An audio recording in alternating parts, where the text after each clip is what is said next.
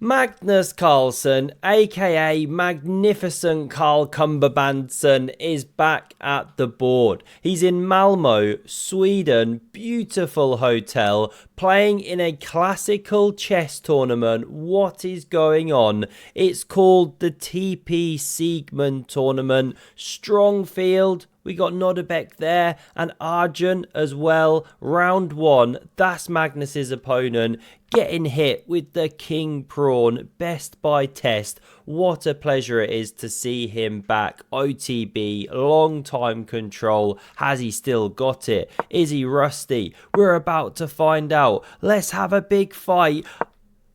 Arjun plays the Petrov, or Russian defense, reputation for being super solid, super boring. Look at the clock times, watch this. Magnus takes the pawn and he spends 9 minutes doing so. I reckon he was sat there like, bro, why am I even back here playing classical chess? This is why I quit the flipping thing. I can't even get a game. Everyone out here playing like Wesley So. Solid stuff, boring stuff. How am I supposed to play chess under these circumstances? Well, it does develop into a bit of a game actually. You can now take on f7 if you're feeling really frisky, Cochrane gambit, but it's a bit dubious. Magnus isn't going to do that. Dropping back to f3 is the main move. B drops off to d3. You can also try c4. Anything but the normal lines you feel. Now queen e2 is played, hits the knight, defended by the black queen, knight f4 rotates round to the centre, and there is a line here that jumps out with the seahorse. This didn't happen, but you can see both queens going into the blender. Pretty sure this happened in a Magnus Fabi match, World Chess Championship 2018. Okay, game goes from here. It all gets a bit wild. Knight a3 is actually the best move. Not played today. We get this, just dropping back, offering the queen exchange against Magnus, covering this knight hop. Magnus brings this second pony into the game. Pawn to c ships, covers a key square.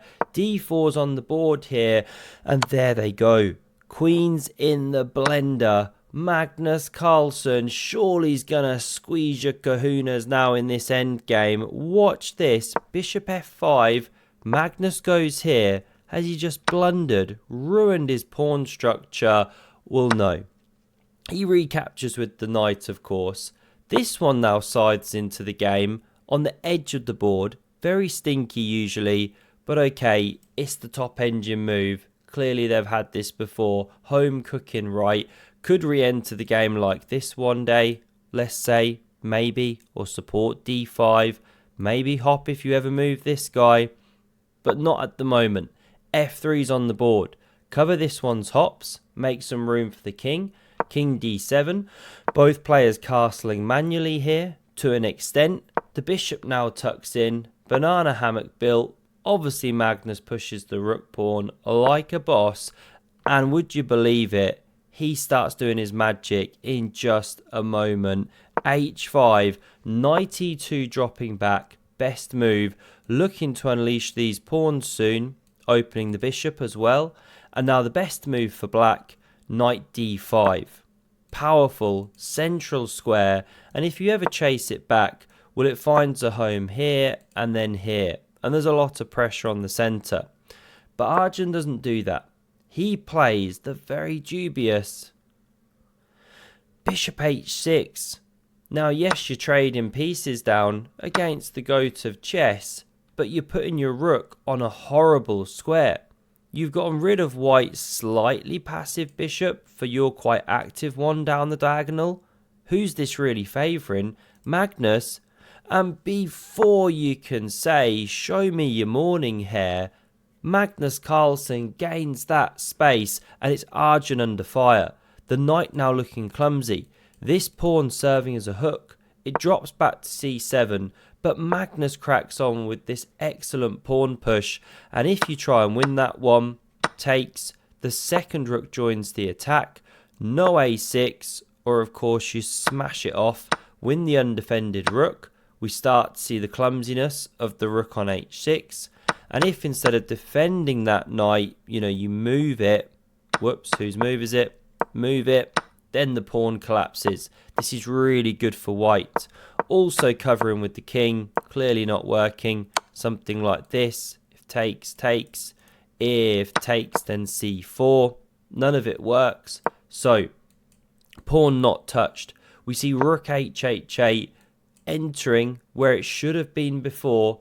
The explosive c4 sets up a bayonet. Be careful of the pointy end if you ever face it over the board.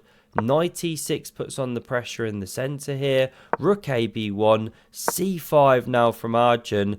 Putting a pertinent question to Magnus, and he doesn't find the absolute best continuation. Plays quickly, plays wrongly, clogs the toilet, but he should take. Why? Well, there's some pressure. This is the top line. Then you can advance that a pawn, take more space, and with great space comes great responsibility, but also potentially great things, like great endgames. Here's one example of how things could have gone. You put pressure on here. Now with best play, of course, everything's level, everything's gravy, you're okay, but there's real pressure here as we can see. Say the king covers, you can check it away. You can then start pushing the king side pawns. There's a lot of pressure, both sides of the board. Black's drawing it, but you have to tiptoe carefully. Magnus doesn't do any of that.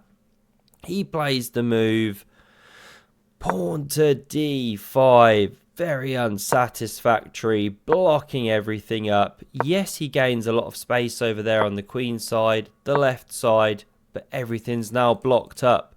Arjun's the first to the only open file. It's soon going to be challenged. It creates a bit of a chopping block effect. Can Magnus get the pawns rolling? Well, let's see. This knight now rolls around, hits the h-pawn. It's defended like this. We see king d8 played. This knight stepping back in. And the big question is, can you go here? Support the pawn. Push for g4. Well, it's difficult to arrange. These knights are well placed. If you ever get too trigger happy, you'll lose pawns. You give the e4 square if you're not careful. c4 could be weak, so you can't overpress. Magnus knows it. The position's dead level. These knights now start hopping. And I'm sorry to say that on move 36, we do get a draw by repetition. We do understand now why he loves to get in that pony manoeuvring in practice for such a big tournament. It's games like this. A quiet result in the end. This is why Magnus just wishes he could get a game in classical chess, right? Hope you enjoyed. Great to see him back at the board. Have a look at the video on screen if you want some more epic chess, and I hope to see you again soon. Cheers.